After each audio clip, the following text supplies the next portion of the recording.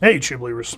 Continuing into Green Lantern Corps, issue 45. This is the next part of Blackest Nights.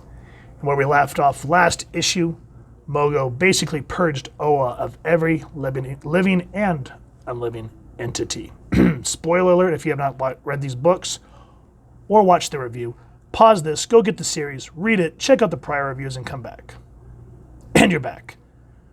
So Mogo basically sucks all of the Black Lanterns into the core of himself, to his molten core, because he's a planet, so that the Black Lanterns can't rejuvenate themselves. So he says in the last issue, they're basically burning for eternity.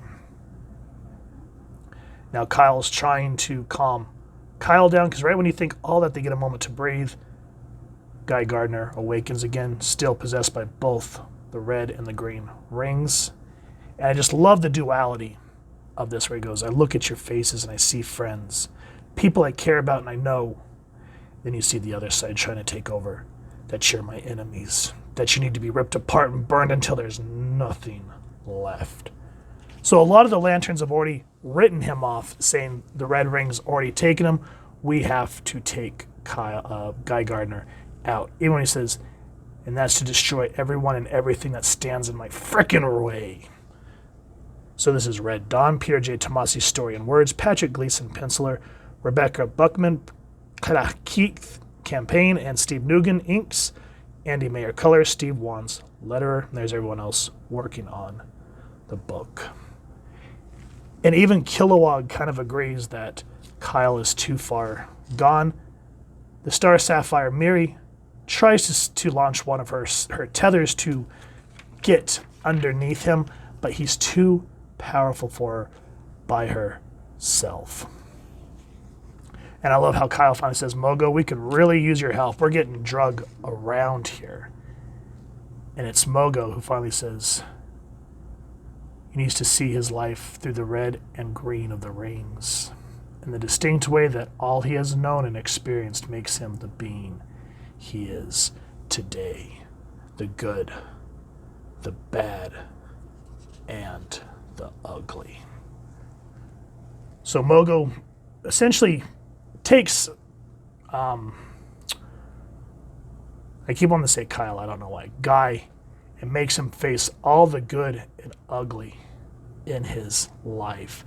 And it's almost too much for him to bear. And it just literally, in this double page splash page, look at this, that Dutch angle, making it all come crashing down on himself, which allows, well, before we even get into the next plot point, you can see the love that he had.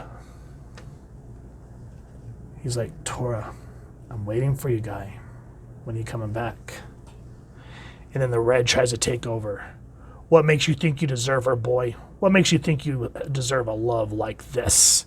And it makes him face his own bastard of a father, saying, you've never been a gold trophy boy. You're a bronze boy, Guy. Always have been, always will be. And it is an emotional roller coaster. Now, the way that Mogo has to purge the red as much as he can from his system is quite horrific. At first, Kyle's saying, let's take him to the Blue Lantern, because the only way that the red can be purged completely from a system is from a Blue Lantern, but they don't have the time, and they can only keep him restrained for so long. So Mogo comes up with a plan that can temporarily save him until he can get to a Blue Lantern. And the way that his blood gets filtered is absolutely horrific. I don't want to get into it. I want you guys to read it. It is completely terrifying. But he comes back up and he goes, son of a bitch. He goes, Guy. And before anything can be said, you get a great moment of Kyle and Guy just embracing each other. And he's like, I thought I lost you, buddy. And he says it was Mogo who saved you from the red rings, and the red ring. And he goes, if I could get my arms around you, I'd give you a big hug, you big lug. No need to thank me, Lantern Gardner. We're all part of the same team. And then he says, before you depart, to be fully cleansed, you need a Blue lantern. He goes, yeah, red good, bad, green, blue good, blah, blah, blah, blah, blah. And then Kyle says that Mary saved him, and he goes, good going, kid. You got yourself an open tab at Warriors Bar for life. I appreciate the gesture, but food and booze, mind you, not just. And before they can say anything further, they remember that they have to return to Oa to save their central battery.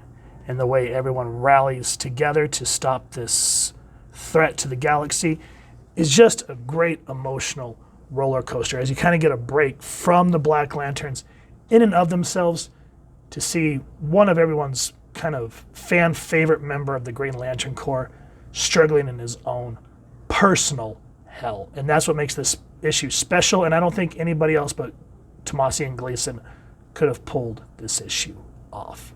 So if you've enjoyed what you've seen, please first and foremost support your local comic shop or wherever it is that you get your action figures and comics and get this book and this series. And if you've enjoyed this review, we really would appreciate if you take a moment to like, share, and subscribe. Helps the club channel more than you could possibly know. And if you don't mind hitting that fancy little Black Lantern bell next to subscribe, that way as we continue to upload content, you guys get notified. Come to the channel, and we love talking with y'all and hearing your thoughts and feedback down in the comments below or our social media pages, which I'll make sure to leave the links down in the description. So with all that said, I hope y'all continue to have an absolutely amazing day reading, and happy hunting, true believers.